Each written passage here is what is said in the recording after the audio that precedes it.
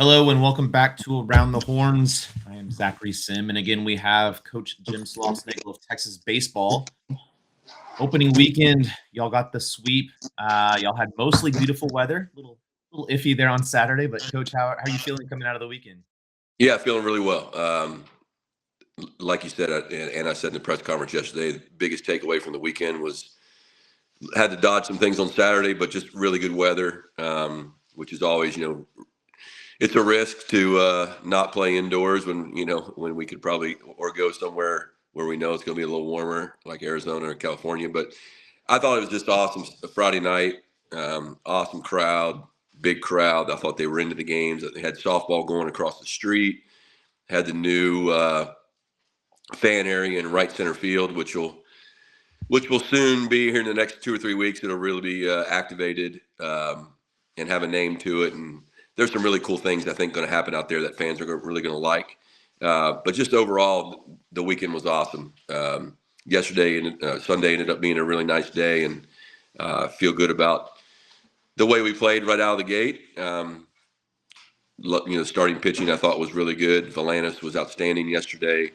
Goes to show you that because he didn't exactly have the cleanest preseason. It wasn't bad, but it certainly wasn't what we saw yesterday. So, like Allen Iverson said, sometimes you are talking about practice. So, for a guy who's proven it to you, when the lights come on, they're pretty special. So, good weekend, and now we got to move forward into a day of rest today and some light guys in the weight room, and then a ball game tomorrow night. Absolutely. You've been around the block a couple of times, baseball, coached a few games here. How fun is it to come to the ballpark on opening day and have players like Jonah and Aiden and A-Rod, just the guys that are absolute dirtbags in the best way and just love competing and being out there? It's so fun to see it. I'm sure the fans enjoy it, but when you get to see them every day, it's kind of like when your kids open up presents on Christmas morning, right? I know Robbins was, and not just those two. Adrian's always got freaking ants in his pants, and he's just waiting for the night game, and waiting to get out there. There's a lot of anticipation, a lot of nervous energy.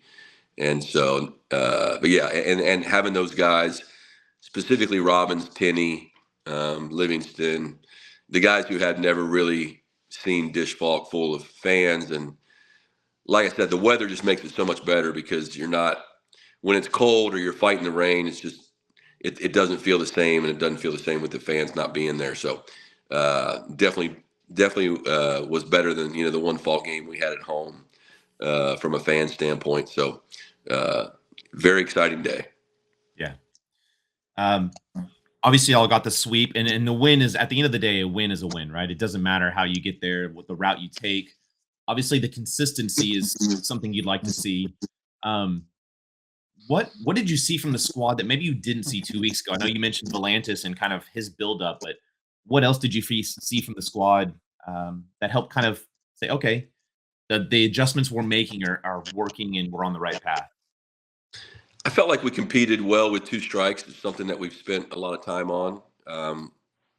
I thought that UC Davis's pitching was solid. Couple guys were, the little freshman lefty on Saturday did a nice job against us. Really rode his fastball well, good changeup, had just enough breaking ball.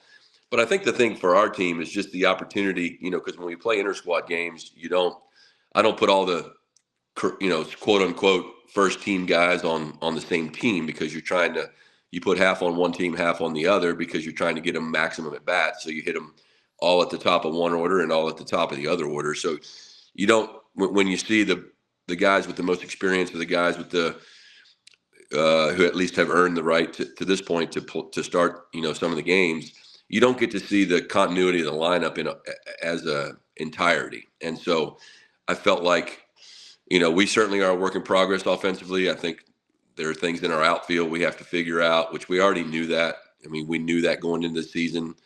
The way Pack played on the weekend certainly gives us a little bit of clarity, at least at this point. But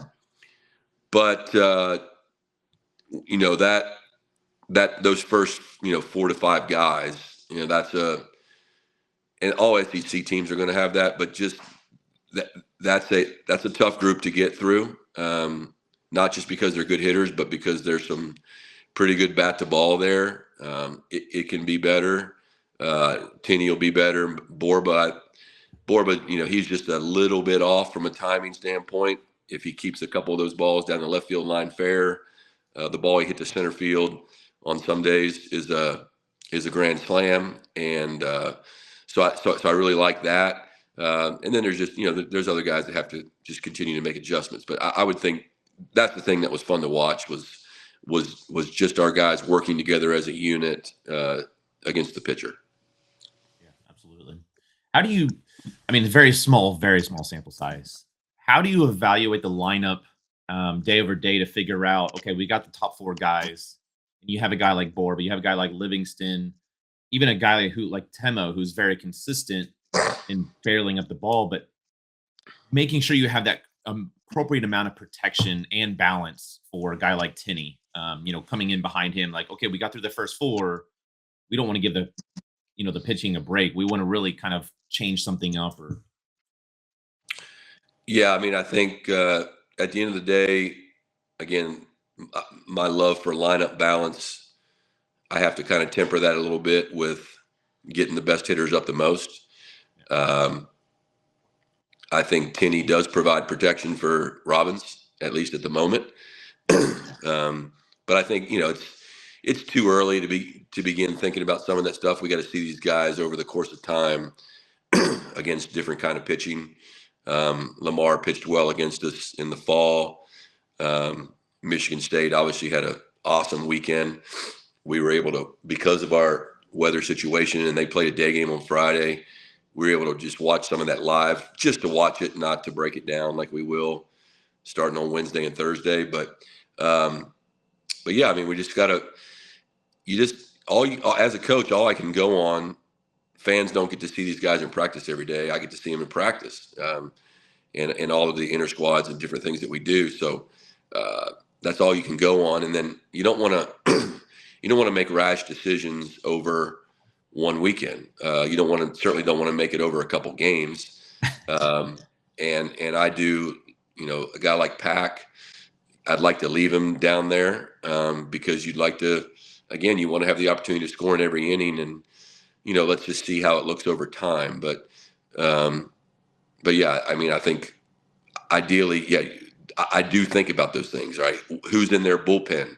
What do those matchups look like? What are the analytics on our end say of if Joe Schmo comes in the game, how does that fit against Tinney versus if Livingston's behind him, or whomever.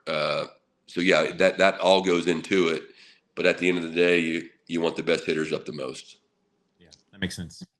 Speaking of hitting and pitching, for that matter, you got a team like Lamar coming up, and you saw this a little bit on Sunday. But for teams that use a different pitcher every single inning, so they're seeing different looks, and we saw this in the fall when y'all played Lamar.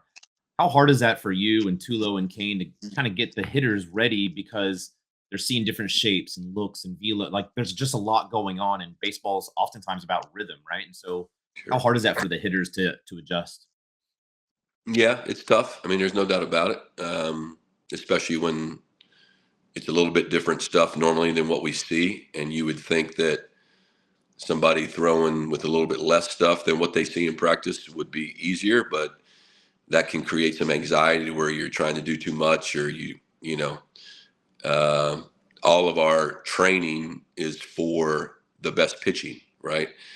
We do take some days where we're, like having them hit off a slower breaking ball, or, a soft toss in lefty, and you're working on different approaches. Like, hey, here's the thought process when we're facing the guy that sinks the ball, and we'll take an entire day and just practice that.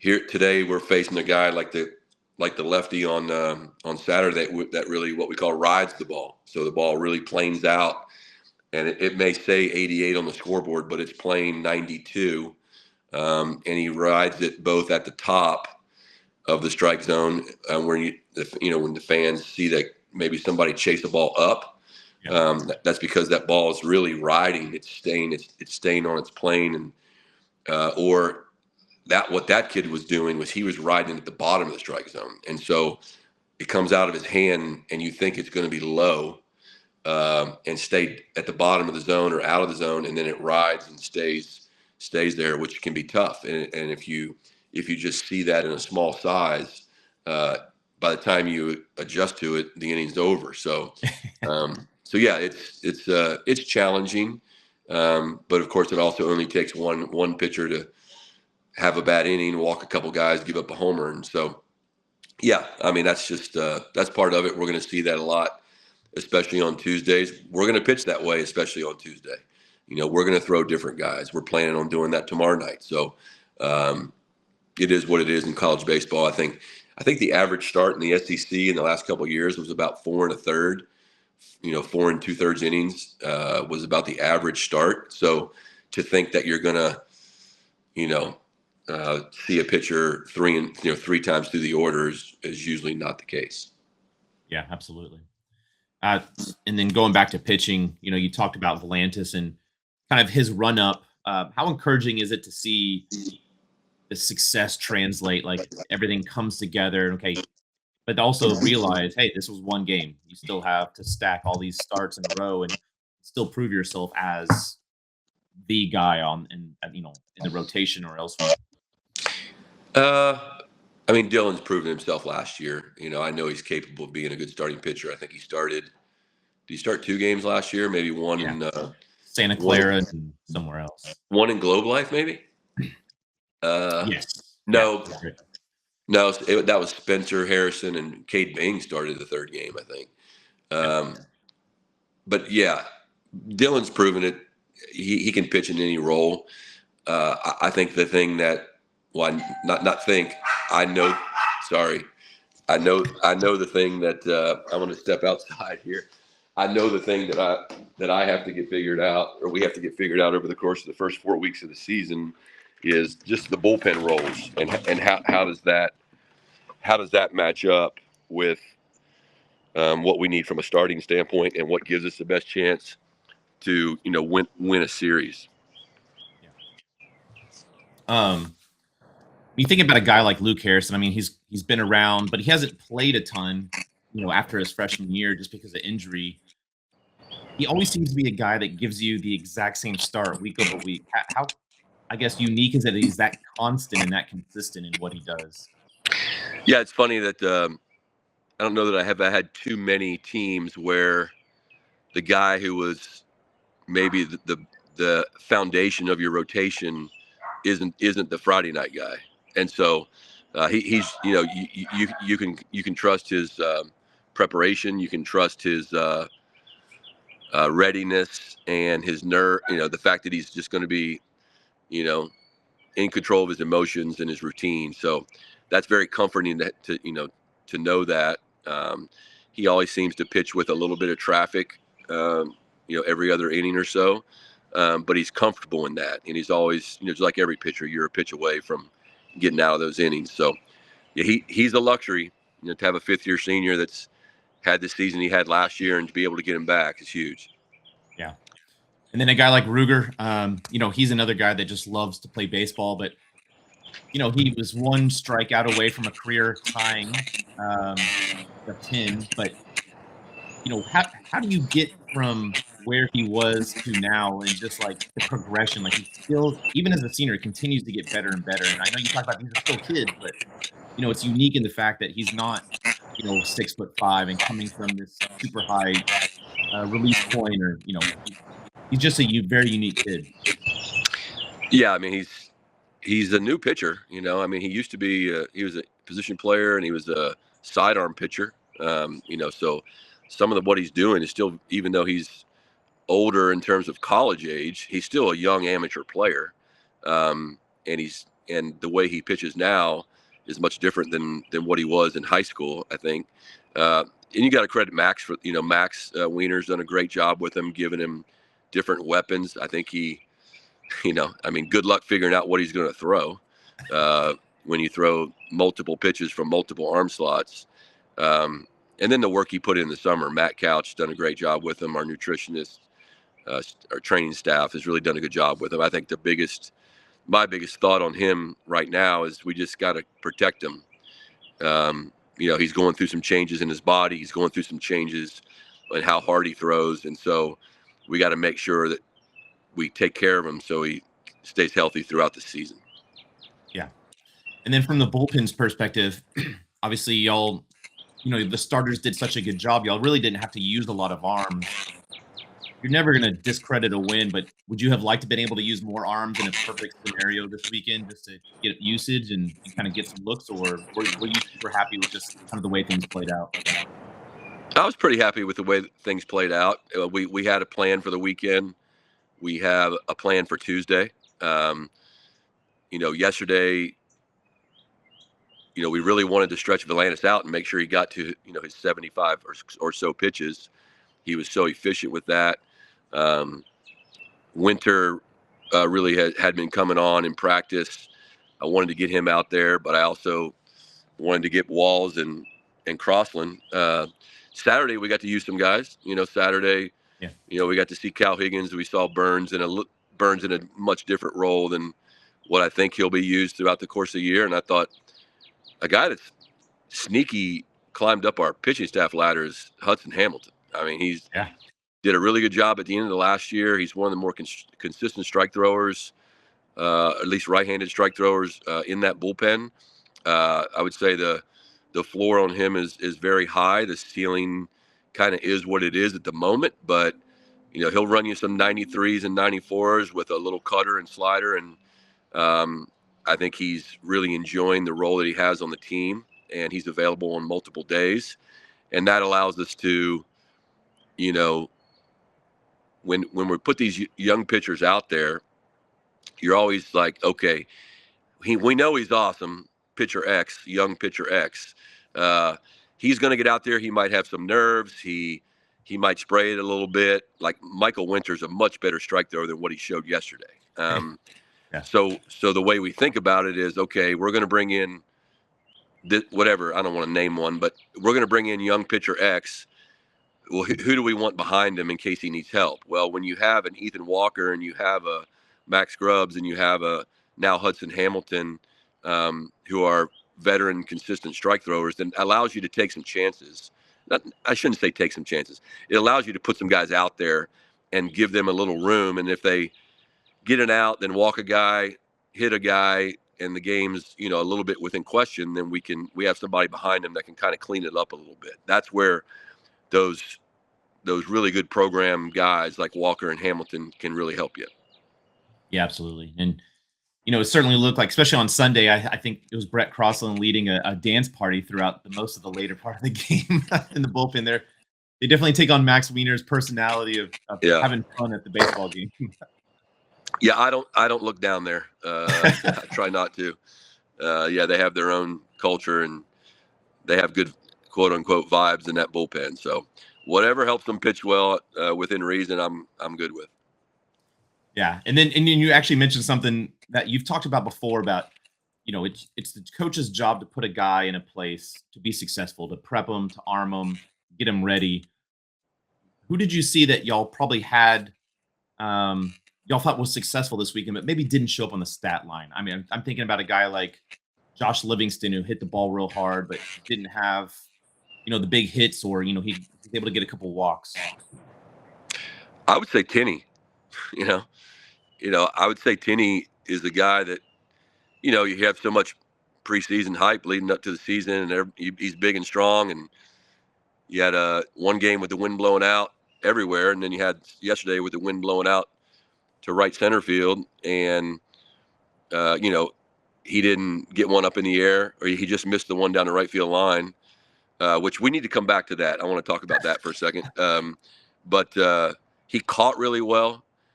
He got on base. He was a big part of a double steal that got us a huge run. He's a good baseball player, and the hitting stuff's going to come around. He's going to constantly, be be earmarked as a guy that has to be pitched to in a certain way and pitch carefully, which is why we need somebody around him to maybe he can get some pitches to hit. And he's got to do better on the pitches that he did get, but he will. So I would say Tenney. I thought Tenney played well, and I mean, I don't think he played well. I know he played well, and I'm really confident in Carson, and he's a big part of our pitching staff success. Yeah, I thought he might be a new indoctrinee to the Sneaky Wheels Club. I don't know if you've heard about this, but a couple years ago, one of the catchers started stealing bases just at random times, and he obviously was not the most fleet of foot, but he became known as the Sneaky Wheels Club. Casey Clemens was in that club, so Carson Tenney might be the new member there. Yeah, maybe. You also don't want one of your best players on the ground all the time, sliding and collisions and stuff like that. So, we'll see. But it's the threat at the right moment is definitely there. And you mentioned it. So you have these brand new hauler regulation size fair poles, as some might call them, foul poles, and little controversy review on his home run. Well, how crazy is it that for decades, Dish Falk has had the same fair poles or foul poles, right? And they are, when I was at the other schools, we would talk about how they're too short. I mean, they're half regulation height. So when we redo the fence or redo the batter's eye and put the area in right field, that gave us the opportunity to put regulation size fair poles out there. And the first game they come into play. That's how crazy baseball is. Now if those things weren't there, I don't know if the first base umpire would have called it fair or foul. I don't know if the other umpires would have changed it or not, but you definitely couldn't have seen it on video.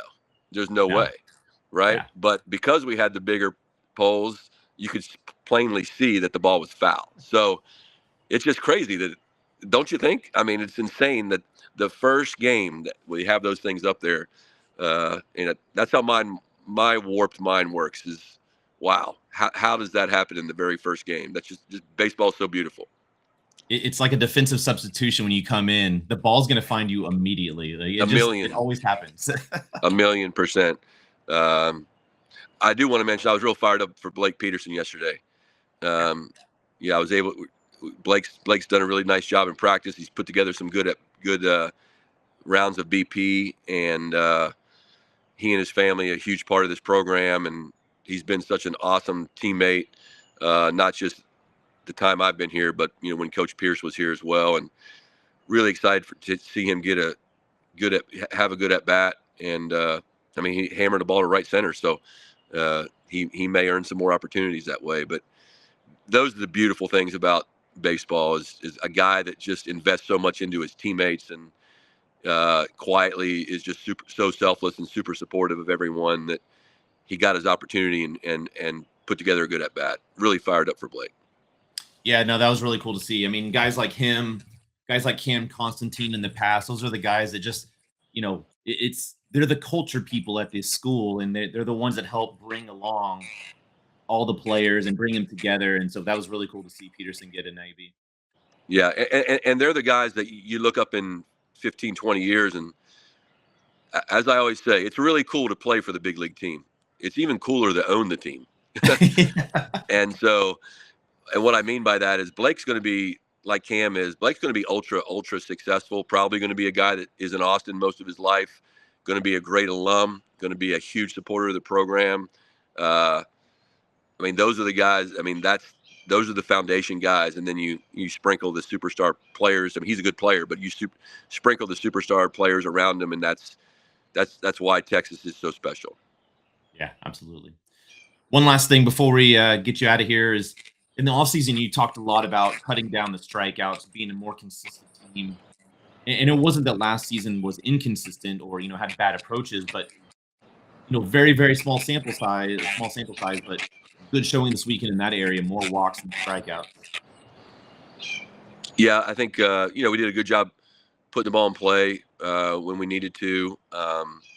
We also had some times where we didn't. We had got a leadoff triple and didn't score the guy. That's bad. We had another maybe another situation or two where we punched out with runner at third base and less than 2 outs. But you can't.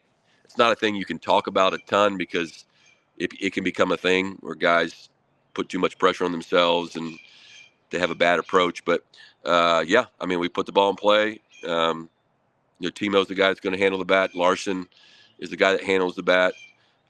So if you just want a variety of that, right? You don't want a team full of guys that put the ball in play and don't hit it hard.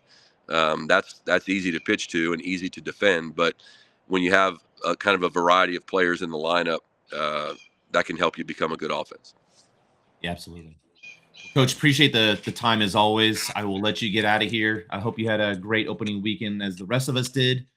Texas baseball will be back in action tomorrow, Tuesday night against Lamar, and then this coming weekend against Michigan State Spartans.